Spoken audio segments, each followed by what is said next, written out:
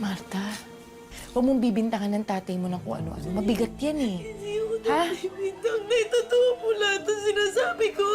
Hinding-hindi ako maniniwala sa kasinungalingan mo dahil hindi magagawa yun sa'yo ng tatay mo. Kahit kailan. Huwag mo nang uulitin yan, ha? Huwag mo nang uulitin yan. Naintindihan mo? Mag-aral ka. Mag-aral ka. Huwag ka sinungaling.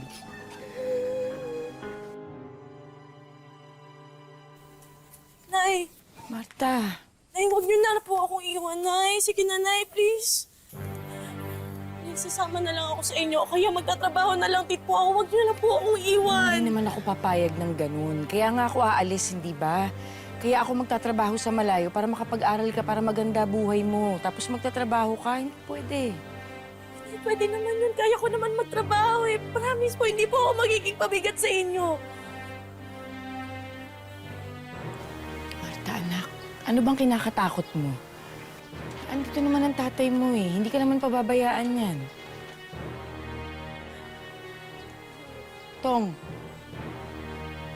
yung biniling ko sa'yo, ha?